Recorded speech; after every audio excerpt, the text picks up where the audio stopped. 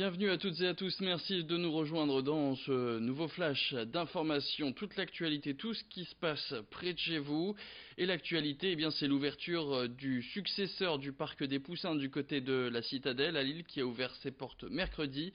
Et pour sa première journée, il a attiré entre 5 et 6 000 personnes, une affluence inespérée pour son créateur Thierry Ferry et qui montre l'impatience des familles pour découvrir donc ce nouveau parc, ce Cita Park, après 1 mois et demi de retard sur sa date d'ouverture prévue initialement. Hier jeudi encore, les familles étaient nombreuses à faire la queue au pied de la quinzaine d'attractions comme le roller coaster ou encore les chaises volantes. Sur place, ce sont 35 employés qui sont chargés de faire tourner ce parc et en assurer sa sécurité. Xavier Silly et Aubin Lemaire ont rencontré son créateur Thierry Ferry. On a aussi voulu une thématisation réelle de chacune des attractions. Ça c'est un coaster mais c'est un requin. Je voulais qu'il y ait un rapport entre la nature et les animaux. Les chaises volantes derrière moi c'est un arbre. Donc ça a pris beaucoup de temps parce qu'il a fallu réaliser des moules spécifiques pour ces attractions. Et donc ça a pris plus de temps que prévu. Et puis le parc des Poussins a été entièrement refait. Tout ce qui a été très long c'est aussi ce que le public ne voit pas. Et voilà, il y a eu un débordement d'à peu près 1 mois et demi, mais je pense que 30 années nécessitaient de faire de véritables travaux en profondeur et c'est ce que nous avons fait pour le bien-être de tous.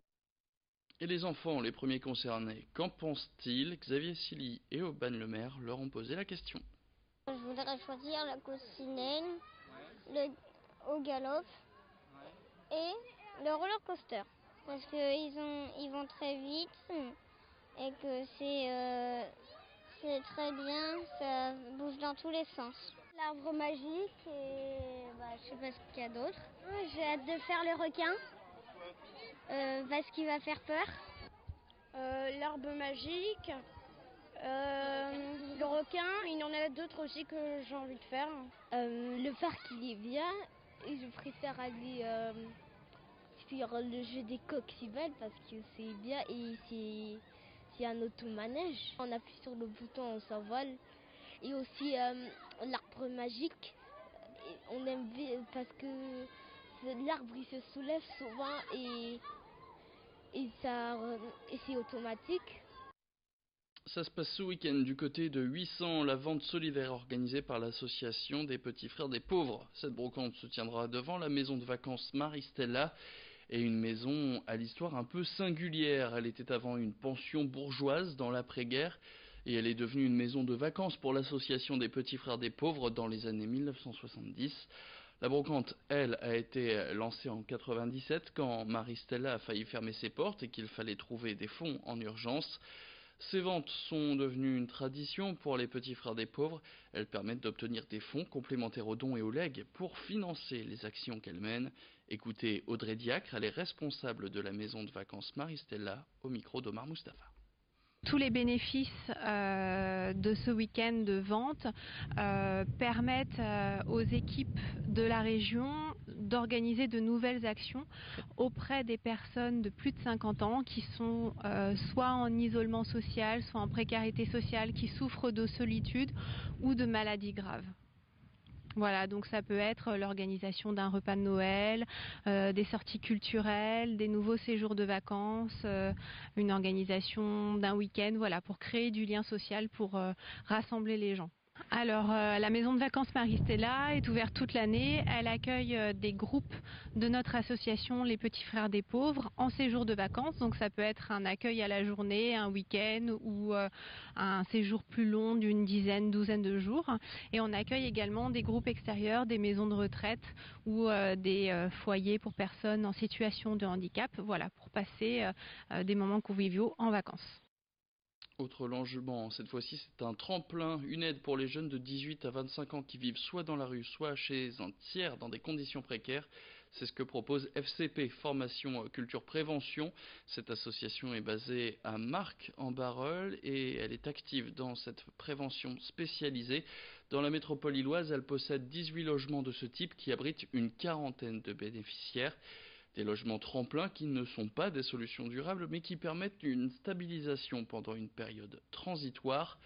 À côté de ce logement, les bénéficiaires sont accompagnés par des éducateurs de l'association pour obtenir de l'aide sur le plan administratif ou professionnel.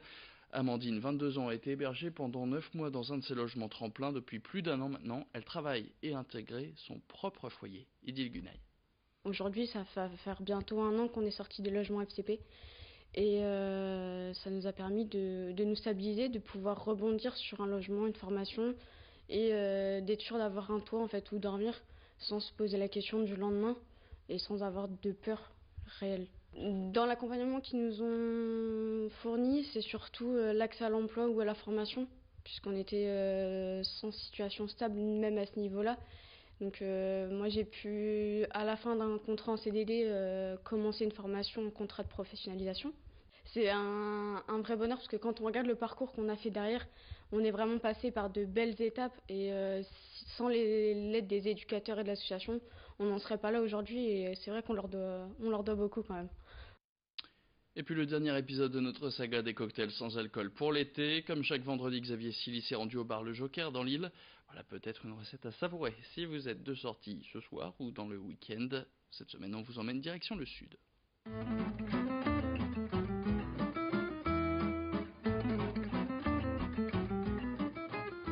Bonjour, bienvenue au Joker, bienvenue dans la saga de l'été sur les cocktails sans alcool. Là on va partir direction plein sud sur la fraîcheur avec le melon. Donc on va travailler sur un cocktail sans alcool autour du melon, de l'orange et avec un sirop de poivre 5B. Donc on va commencer avec le melon.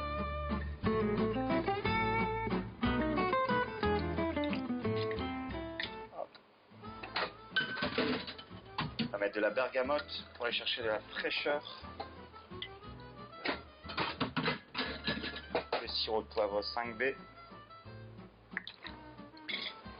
on va donner un peu de longueur avec du jus d'orange frais.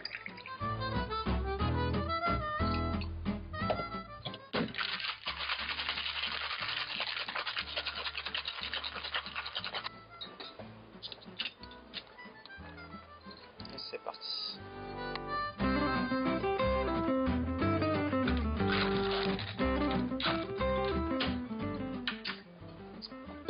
Comme on est avec du melon de Quercy en mode IGP, on va rester sur bleu, blanc, rouge bien foncé. Et en décoration, on va avoir quelques tranches de melon bien fraîches. Pour rappeler le sirop de poivre, quelques grains de baie rose. Bonne dégustation.